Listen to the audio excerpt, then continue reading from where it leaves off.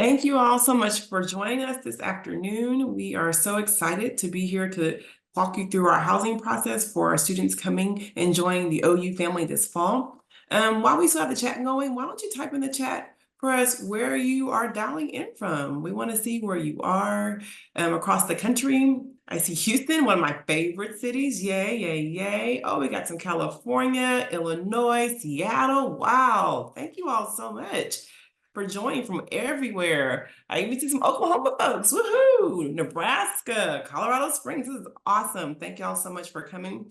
I want to thank our colleagues in housing and our admission office for being on today to give you a bunch of information that's going to be super helpful for you as you transition to life at OU.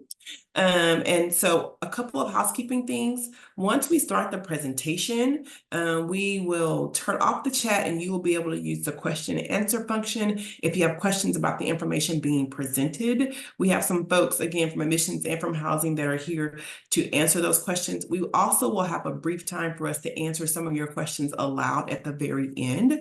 So if you want to go ahead and type them in the Q&A, as you have them, some of them we may hold to the end to answer those questions.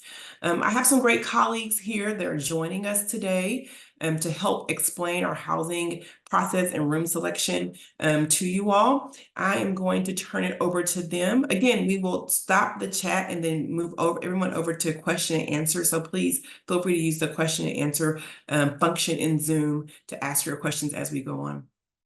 So first up to the mic is Rachel Pierce, who will talk about the room selection process. Rachel.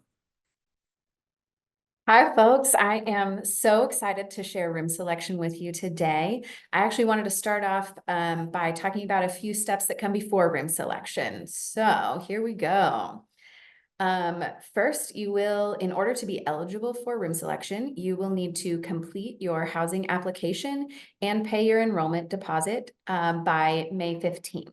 The earlier you do that, the better. Our room selection access times are going to be assigned based on when you submit your enrollment deposit.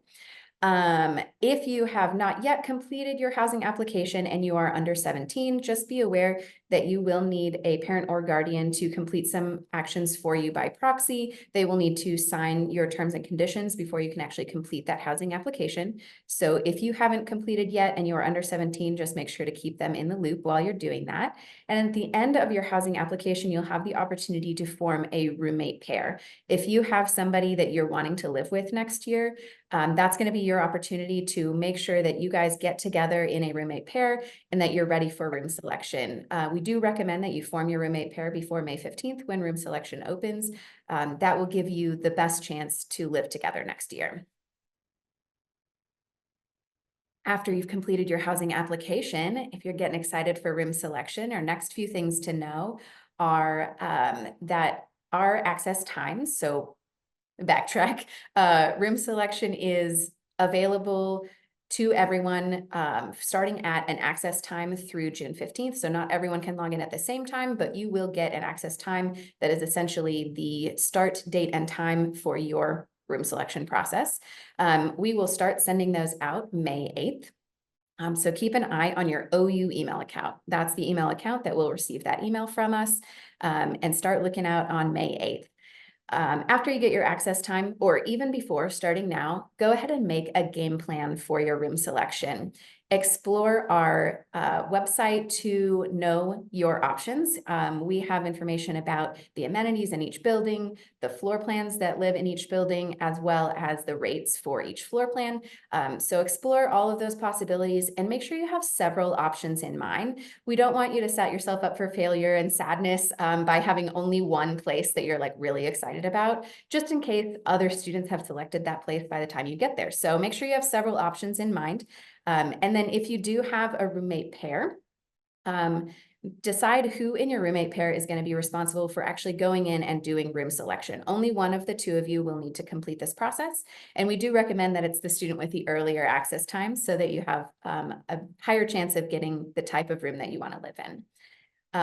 Once room selection is open, again, starting May 15th through June 15th, and your access time has been open, you can select a room for yourself and your roommate if you have one. Once you have selected, you can also change rooms to a vacant room or trade rooms with another student who has also selected via our room swap process. So several options here. And then let's dive in and take a look at room selection together. Let me share my screen here.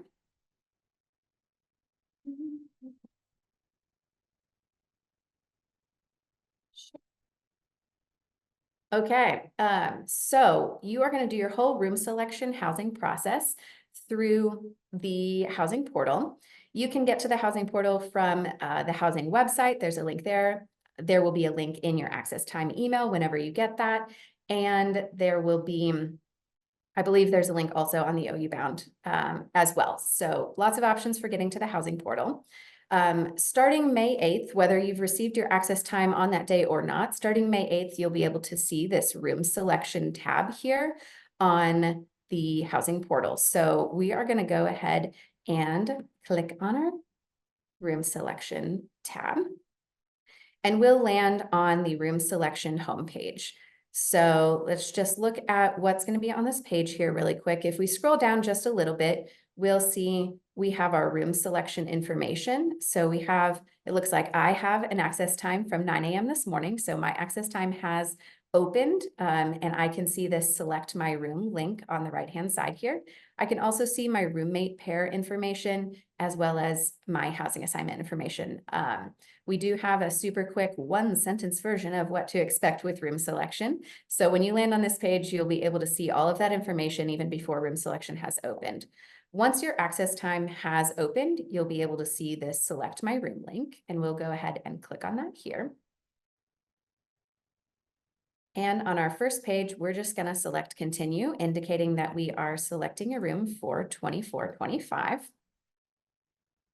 And we're going to land on step 1 of our room selection process.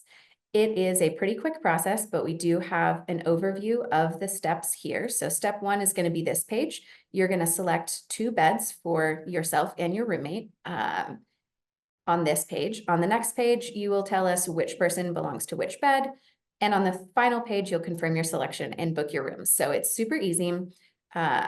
We will scroll down a little bit to the exciting part. So here in this part, on the left, we have our filters. As any online shopping experience you've ever had, we got filters for floor plans, we've got filters for rates, we've got filters for locations, as well as what kind of community the room is on. So if I just start checking filters here, we can see on the center/right part of the page, all of the information about the available rooms. So what this is for you, each of these cards represents a bedroom in the room. So we've got a lot of information on our quick information on the front of this card. And we also have more information. If you choose this show room info option, we have more information about each of these rooms. Looking at what information is on the front of the card, the very first piece of information is going to be what room this is. So this is cross A 212A. You can see in this little preview of the floor plan that the A bedroom here is highlighted red. So that's an indication that this card is for the A bedroom of this suite. And you can look right next to it, cross A 212B, we have the B bedroom highlighted. So this whole suite is these 2 cards right here. Our next piece of information is going to be this number right next to this cute little bed icon. That is how many beds are a part of this type of room. So right here we have, this is a 2-bed, 1-bath double. So there are going to be 2 beds per bedroom in this card. So up to 2 rooms on this card here. We can also see a little highlight. This specific unit has accessibility features. You can learn more about that on your show room info link as well. I really like using Dunham College as an example here because we can see just from the very first page several different floor plan options. So our first option is going to be similar to what we just saw with our other filter. We have Dunham College A302A here. This A bedroom is highlighted in red on the floor plan image. And then we see that this one actually only has 1 bed per bedroom. So if my roommate and I wanted to live in this Dunham A302 suite, we would need to select both the A bedroom and the B bedroom in order to have enough beds for myself and my roommate to live in.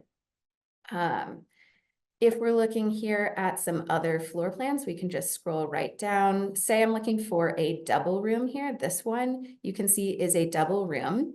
There are 2 beds in a double room, but if we click on show room info, we can see a little bit more information about this room. At the top, we have some extra pieces such as what floor it's on, if you're looking just to live near some people who have already selected. We have the bed size for you, so you know what kinds of sheets and blankets to buy. A highlight of which type of bathroom this room uses. You can also tell this one is a community style bathroom because there's no bathroom image on the floor plan here. But if we scroll down, the most useful piece is going to be all the students who are currently assigned to this suite. So right now, this is just a double room. There's just 2 beds in here. And I can see that someone else has already selected one of these beds. So if I am trying to look for a room for myself and my roommate, this is not going to be probably the best room for us. There's only 1 empty bed here. And I know I talk a lot about roommates. You do not need a roommate to participate in room selection.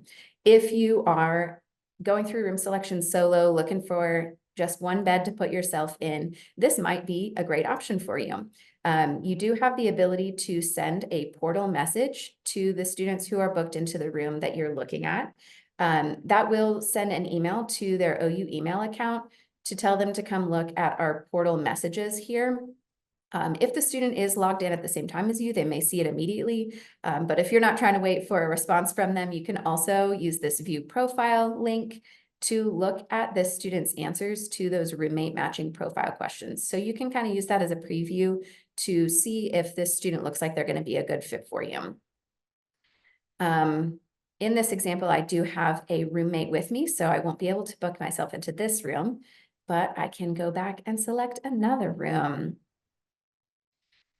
If I scroll down a little farther here, I think this 3-bed suite is going to catch my eye.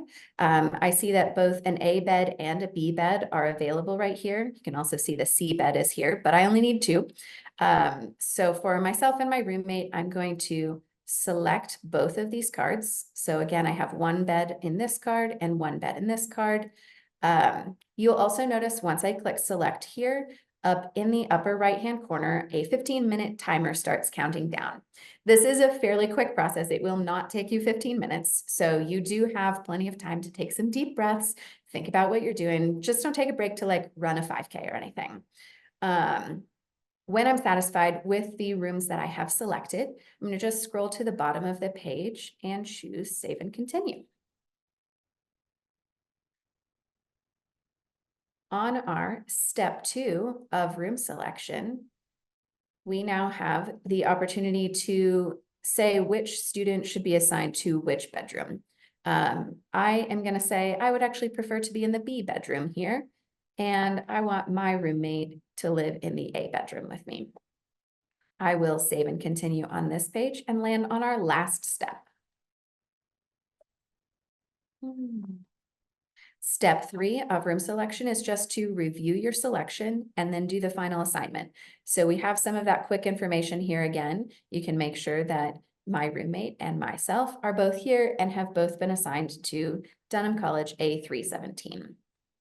When I assign my rooms, that is going to store this as your housing assignment in our system. It will also trigger a confirmation email to both you and your roommate that's in your roommate pair. So both of you will get a confirmation email that your booking has been made and is good to go. We'll land back on our room selection homepage. I love to read your feedback. So if you love this process especially, please feel free to give me your feedback when you're done. We will scroll down to the bottom really quick just to look at our updated room selection information. So I do have my roommate pair still listed here with which bed each of us has been assigned to. And then I also have the suite that I assigned myself to and who else is in it. So right now it is just me and my requested roommate, but we do see that the C bedroom is vacant. I can return to this room selection homepage anytime throughout the summer to see if anyone else has assigned themselves to that C bedroom. Once someone does assign themselves, as you can tell here, you'll get their name and email address. So you can reach out to them, talk about how you want to decorate the living room, all that kind of exciting stuff. That is the super fast room selection process. If Jenny or I changed our minds and we don't want to live in the room that we selected initially, we do now still have 2 options for changing our room. Both of these are available through the end of room selection on June 15th. But please note that each of these options, only one student can perform this action. So when we did the initial selection, I logged in and I was able to assign myself and my roommate. During this change my room option and swap my room option, I can only change my own room. If Jenny and I still want to live together, we just want to live somewhere else, then Jenny will have to wait until her access time and come into this room selection homepage to change her room as well. One last thing to highlight on this change my room. Don't worry, you can click through this process. It is the same 3-step process as the initial selection, so you won't lose your current room until you complete step 3. You're welcome to click the change my room link, explore what options are still available to you without risking losing your current room. I think I talked really fast. I will still be around to answer questions at the end of the webinar, but for now, I'm going to stop sharing my screen and introduce our housing director, Karen Walters, to talk to you about move-in.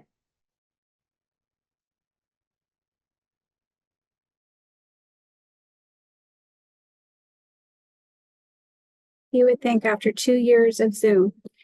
Thank you, Rachel, very, very much.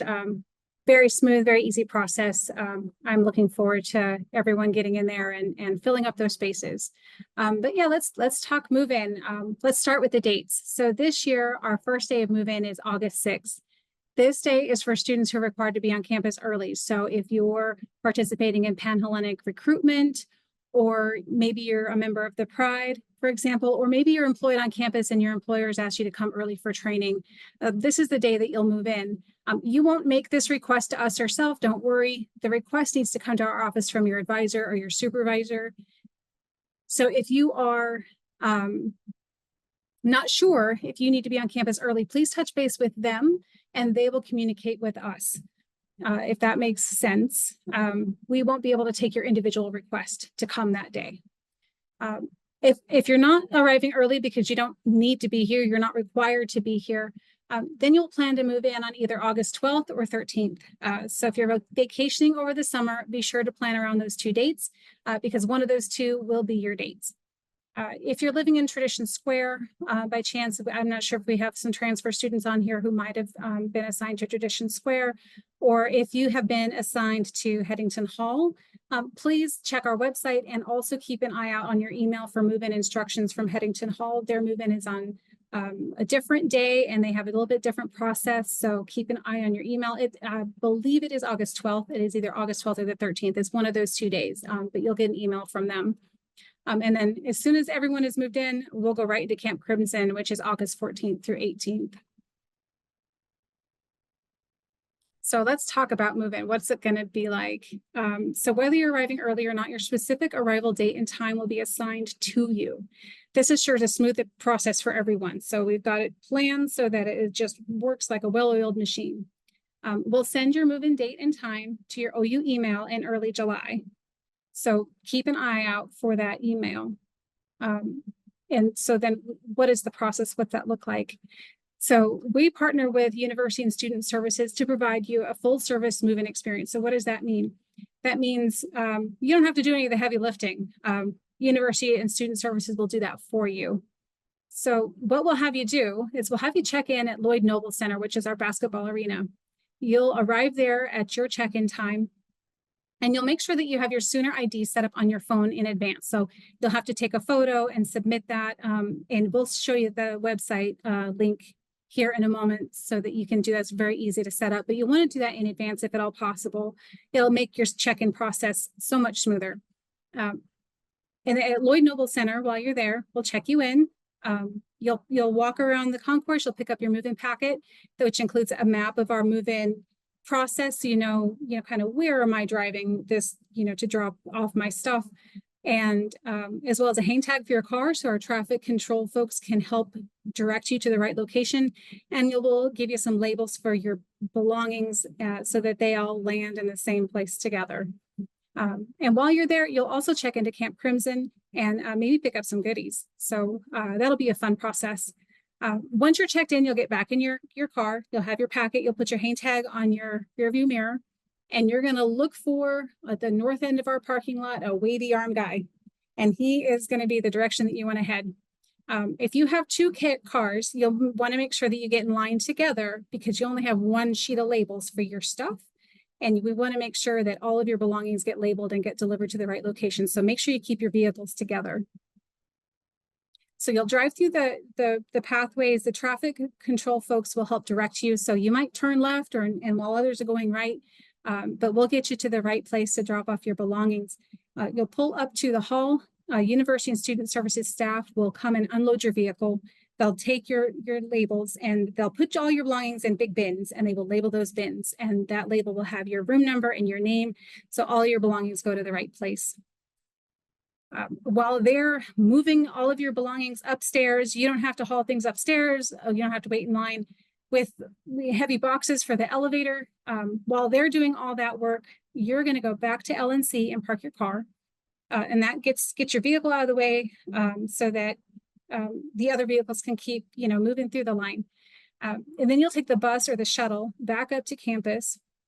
When you get up to campus, you'll go to your residence hall and you'll pick up your key. So you'll get to meet your RA and you'll get to pick up a key. And then you go up to your room, and by the time you get there, all of your belongings, if we've done everything correctly, all of your belongings will be in your room, and you get to take some time to settle in.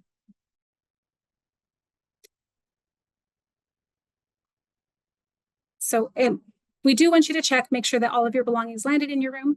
And if you're missing something, you can talk to the University and Student Services staff, and they'll make sure they track down your belongings. And then, so let's talk about what to bring. Bring the essentials. So I strongly recommend that you pack on the lighter side, because you can always, when you make that trip home, bring some more stuff back, or, you can go out shopping and buy some more things, but bring the essentials so that you know how much is really going to fit in that space. And then, for shared items, we want you to talk to your roommate in advance. If you don't have the opportunity to do that, you can always go shopping together once you're here and pick out those shared things so that it meets both of your, your tastes, so the trash cans and the shower curtains and things like that. I do want to point out, it's very important that you note the 3M hooks with those command strips that stick to the wall. You can use those in Couch Walker and DLB David L. Boren Hall. But if you're living in Cross, if you choose a Cross room or residential colleges room, we really want you to use a small finish nail that just leaves a little hole so that we do the least amount of damage to the walls as possible. So make sure you bring everything that you need, especially your medications and any IDs. If you're going to work on campus, make sure you have your Social Security card, for example, so that you don't have to, wait for mom to ship that to you so you can start working. And so let's talk about what not to bring. There's a couple of things that I hate to disappoint folks, but we can't do air fryers. We can't allow air fryers in the halls. And unfortunately, your e-scooter, we can't have you bring it in, ride it, or charge it in our residence halls.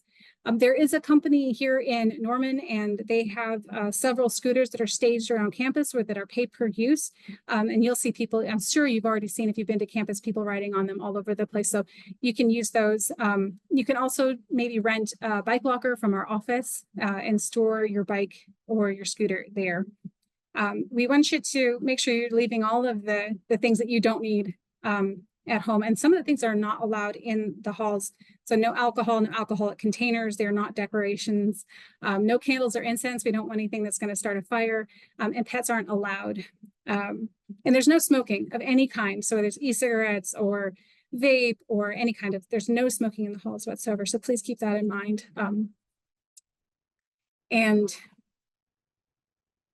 that's it. That's what I have. So bring the essentials, leave the non-essentials at home. And then once you're all settled in, you'll be ready to experience all that campus, living on campus has to offer you. And to tell you more about that, we have our Director of Residence Life, Mason Barker, here. So I'll turn it over to him. Awesome. Thank you, Karen. So my name is Mason Barker and I serve as Director of Residence Life. And so kind of help answer that question, like you have done room selection, you moved in and now what, right? That is where our Residence Life team comes into play. Our staff believe that these buildings are more than just a place to rest your head. These spaces are where you're going to come and you're going to make friends. You're going to join study groups. You'll build community with your peers and really experience university life and what it's like to live on campus and to be out on your own. Our staff are going to interact with you in a lot of different ways. And so one of those being our RAs or resident advisors. These are student staff members. They are your peer mentors who live in the residence hall on the same floor as you. They organize events and activities with the hope of building community on your floor and throughout the residence hall. Their goal is to provide support and resources to all of their residents, and they're there to connect and support you in your transition to college. We also have Residence Life Coordinators or RLCs. These are full-time staff with master's degrees, and they oversee the day-to-day operations of each of our buildings. They're the ones who supervise the RAs, and they're always kind of there in your back pocket as a resource to you if you have any issues while you're living on campus. But at the end of the day, it's our goal to connect with you and every student who lives on campus, your safety, the relationships you build and the relationships that we have with you and your connection to the campus are the most of importance to us. And so we're gonna do everything we can to make sure that that happens and that we connect with you and get to know you, right? We also have a lot of different variety of programs and services that we offer through our departments. One initiative that we're excited to kind of restart this year is our Faculty Fellows program. So we are hiring 2 faculty members who are going to be assigned to each one of our residence halls. They will host events and connect with students throughout the year. And kind of where this comes into play is that we just know that the research says that interactions with faculty members outside the classroom help students be more successful. And so we're going to do what we can to bring them to you here in the residence halls. We also host a wide range of different events and programs. Just this past year, we hosted over 600 events for students who live on campus. These range from these small programs that are hosted by your RA for you on your floor to large scale events where all students living on campus can attend and build community together. Additionally, we also want you to get involved with us, right? We have 3 leadership positions here in Residence Life that we'd love to see you get involved with. We have the Housing Center Student Association, which is kind of like a form of student government for on-campus students. And so they're there to advocate for you and on-campus students. And they host really large-scale fun and engaging events for students who live on campus. We also have the National Residence Hall Honorary, or NRHH, which is basically an honor society for students who live on campus. And then lastly, we have our community councils, which think of this as kind of your high school student council. These are groups of your peers, of first-year students who get together, they plan events and serve you all, students who live on campus and for that specific building. They're there to advocate for you, and they also represent each of the buildings in the HCSA meetings throughout the year. And so a great thing about all of these opportunities is that you are automatically a member just by living on campus. It just takes that next step to attend that meeting and to get involved. Also, just want to highlight some important resources for living on campus. Again, as Karen mentioned, your OU student card is going to be pivotal to that move-in process. And so make sure to check out their website, follow these instructions. You will have to upload a photo of yourself. And so just make sure you're meeting the requirements there and you get your mobile ID set up before move-in. Parking also, if you live on campus and you have a vehicle and you'd like to park that vehicle on campus, you will need a parking permit. You can do that through the parking website. It's one of the first buttons you see on their webpage. Parking won't open up until the end of July, early August, so no rush at the moment, but it's something you definitely need to do to make sure that you can park your vehicle on campus. Some other just quick notes and worthy mentions. Again, if you haven't done so already, check out admissions.ou.edu. That's where you need to go to set up your OU email and your OU Net ID. We also have a student post office, a fully functioning post office on campus. I would encourage you to check out their website to understand kind of the services and resources that they offer for you and how you can use your on-campus mailing address. And then lastly, if you have not seen one of our showrooms or spaces on campus, we'll have some limited opportunities throughout the summer to come and take a look through NSO or through other visits to campus. And so we'd love to have you come and see one of our spaces before moving. That is everything that I have. And at this time, I'd like to turn it back over to our host. Thank you so much for having me. Excuse me. Thank you so much, Mason, for all the information, and Karen and Rachel too. We really appreciate it.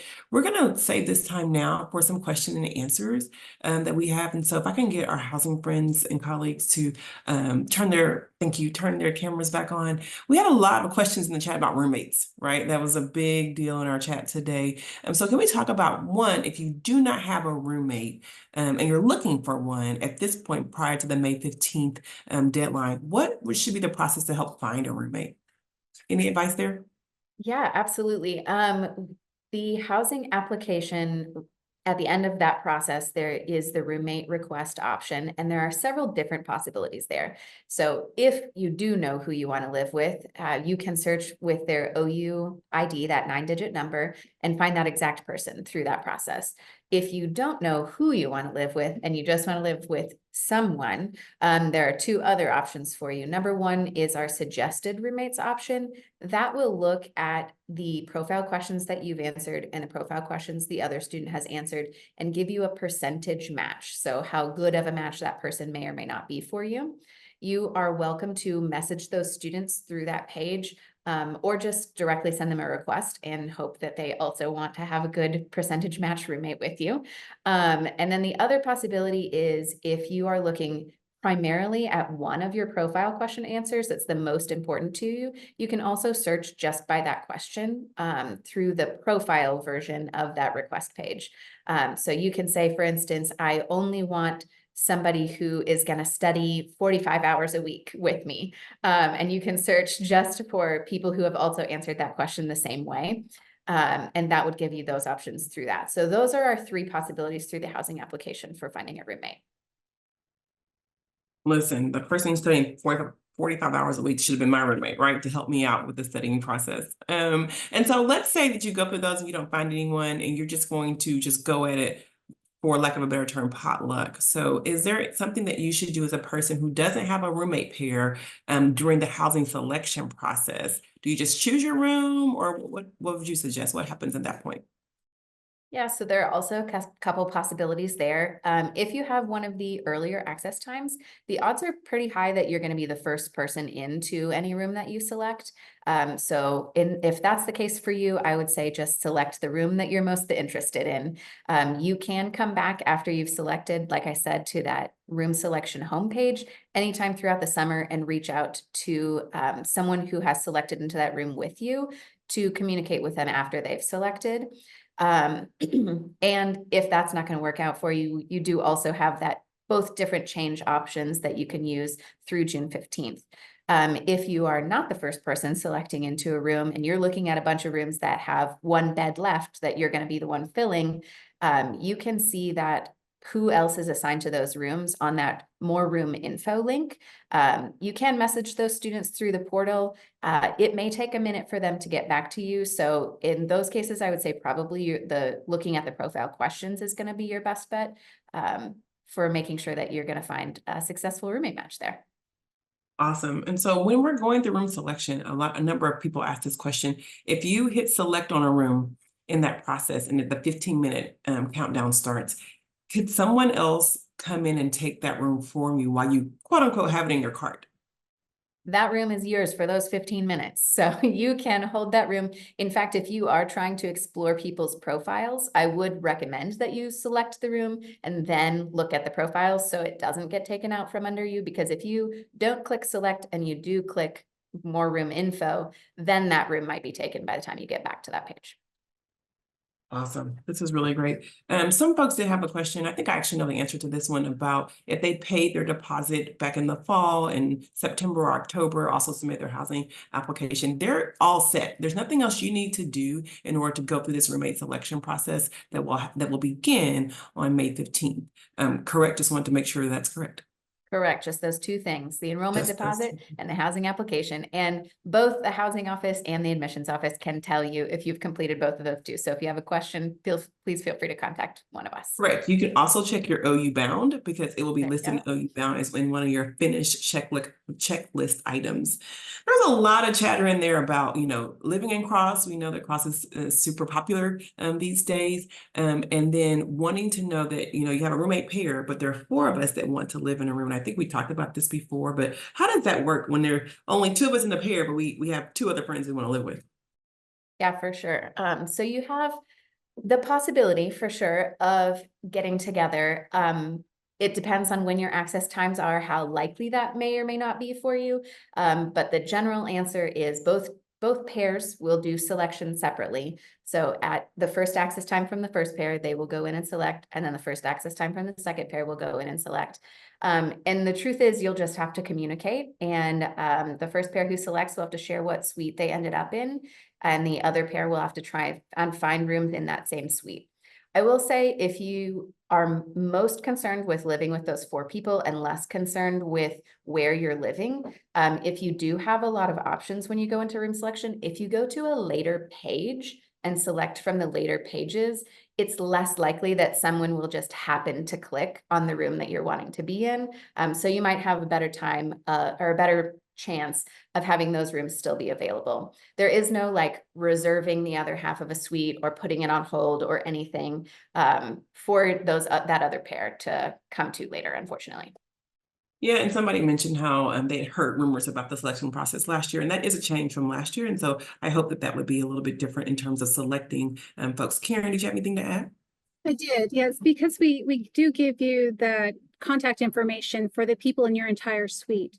So if you've got 2 pairs that are separated and they're both, say you're in the same building, but you're not in the same unit, communicate and do this with respect and grace with the other people that are in your unit, and ask if they're willing to trade with your other 2 friends, because then you can use the room swap process to navigate changing your rooms with you, swapping a 1-to-1 swap. So if it's Jenny and Jill over here and Mary and I don't know, Mariana over here, they can each trade, like Mariana and Jenny and Mary and Jill, right, can each trade their rooms.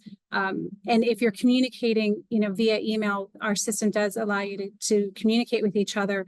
You can set up that plan to make that happen. But it does take, like I said, understanding, grace, and kindness to get that to work for you. And we will not condone any bullying or pushing. So if we get reports that you feel like you've been bullied out of a space, that's not okay. That's not the experience we want for anybody. Thank you for saying that, Karen. So a lot of people had questions about the actual time for room selection, how many people are going to be able to select room at a certain time. Do you all have any concrete numbers or just even some general numbers we could say to folks about what time it opens on the 15th, and then also how many folks will be selecting at any given period? Yeah, absolutely. So we're going to have 4 different time slots open each day. There's going to be a time slot opening at 9 a.m., 11 a.m., 1 p.m., and 3 p.m. each day for most of May, starting May 15th through the end of May, probably. And there are going to be about 200 other students in each time slot with you. So as you're logging in, there are going to be 200 other people also trying to select the room in those 2 hours before the next time slot comes open. Awesome. Thank you for that. We did have a lot of questions about the move-in process, right? So we've gone through selection. So we wanted to know when people would find out the exact move-in date, whether it's the 11th or 12th. And then, if you could speak to that. Yeah, like I said, we'll assign you a specific move-in date and time. And everyone, regardless of whether you're arriving early on August 6th, our early arrival date, or whether you're coming on the other 2 dates, the 12th and the 13th, which is a week later, we will send you an email in early July. It's usually right after the 4th of July. I don't want to give you a specific date and then not hit that date for you folks and make you, anxious or upset, but it's pretty close after the 4th of July when we get all back from that vacation that we'll get those emails out to you. So that's when you can expect to learn your move-in time. Perfect. One question I forgot to kind of address is like single rooms. There were a lot of questions about single rooms and wanting a single room. And so the likelihood of getting that, if I needed it for accessibility or disability purposes, what's the process for that? Yeah, so if you don't need it for accessibility and disability purposes, I did not click on any of the single filters, but there are single rooms in several of our buildings that you would be able to use the filters to see what kinds of single rooms are available. We also have a lot of our rooms that aren't named single are a solo bedroom, but with a shared space. So you might be willing to look at that, explore those options on our website to determine what will and won't work for you. If you do have a need based on accommodation, then you will need to go through the Accessibility and Disability Resource Office to get a recommendation from them. They will make a recommendation to us, and we will absolutely do our best to make sure that that happens for you. Their deadline for requests that are going to happen before room selection, I believe, is tomorrow. So it may not be quickly that we're able to make that happen for you, but we will work with you throughout the room selection process anyway. But definitely get that process started as soon as possible. And one last question about room selection that just popped up in the chat. What if you were out of the country during your room selection time? Is there some way to navigate that? Hopefully you would have internet access. It is internet accessible, so your time slot is going to remain the same regardless. If you have a roommate that you want to live with that is going to be in the country and has a similar time, that might work for you. But your access will remain open through June 15th. So if you can't get to it immediately, you can come back later. Perfect. All right, we have a lot of folks from across the country who were logged into our webinar today. And there was a question about shipping your materials, shipping your things for your room ahead of time. And we had some conflicting responses. So can you ship ahead of time, and what's that process? So you can mail things to the post office, the student post office here, and they will hold it for a short period of time because they are a U.S. post office. They function just like a U.S. post office. But you'll want to check out their website for more information about that. And we strongly recommend that you bring your items with you if at all possible, because it could be that you have some difficulty there. And we certainly don't want them shipping your items back home once you get here. So timing that and folks do it every year, and it's a strain on that office. So we do recommend that you bring them with you if at all possible. Perfect. Mason, do you have anything to add there? Yeah, I was just gonna kind of echo some pieces. What Karen was saying, it is a strain on them. They're able to do it in really dire needs of use, and they ask that no earlier than 2 weeks before move-in. Anything before that, there's likelihood that they will send it back, but they will do what they can to hold it 2 weeks up to your move-in. Perfect. And then we have a lot of questions about parking, right? And what that looks like and when to buy a parking permit and things of that nature. So can we just address those real quickly? Sure. With parking, their website is not up to date as of today, but typically that pass becomes available late July, early August, and so you are able to get it potentially before you move in, but no worries if you can't, because you order that pass, and if you are on campus, you can go and pick it straight up from parking services. They're located in the Jenkins parking garage. And so you are able to just go pick it up in person, and there's no need to mail. So that's an option. They can mail it as well to your on-campus address, whichever you kind of choose throughout that form. But there's a lot of grace given, especially during the move-in process and through Camp Crimson. But once that first class day starts, that's when you absolutely need to have your parking pass no later than. So just some recommendations there. Obviously, unless you're parked illegally, they will definitely address that. But some pieces to keep in mind. And just FYI, folks living in the residence halls can park in the residence halls. So it's not as if you're going to park and buy a parking permit and have to park on the north side of campus. For those of you all who are oriented to our campus, you get to park in the general vicinity. There was a question about covered parking in the residence halls, and there is a parking garage in the residence hall as well. So but I will say that these parking permits allow you to park in an area. There is no assigned parking space for students. So it's first come, first serve in that piece. Did I say anything incorrectly to our housing friends? Awesome. Let's see. The last question I think we'll talk about would be just the move-in times again. If you were going to move in an early move-in time, right? So maybe Panhellenic recruitment for our young ladies. Talk about that process, and do you have to do anything on your end? Does a student have to do anything on their end in order to get that early move-in time?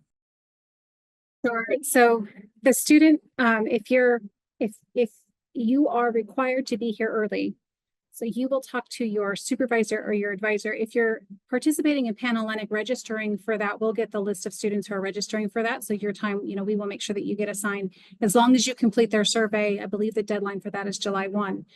As long as you complete that on time, we will make sure to send you the correct move-in date for you. And it is also full service move-in on that day. So you're not bringing your own belongings up the stairs that day either. Our University and Student Services partners will be there to assist you on that day as well.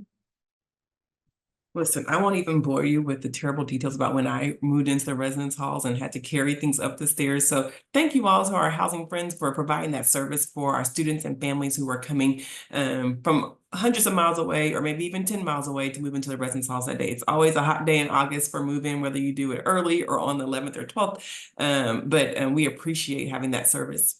And so thank you all so much for joining our webinar today. We have really enjoyed answering all your questions, and hopefully you've received some really great information about our housing process as it begins in May in a couple of weeks. And then of course the move-in process that will start in August. If you have additional questions, feel free to reach out to your admission counselor or our friends in housing as well. They'd be happy to answer your questions. Thank you all so much for joining our webinar this afternoon, and Boomer Sooner.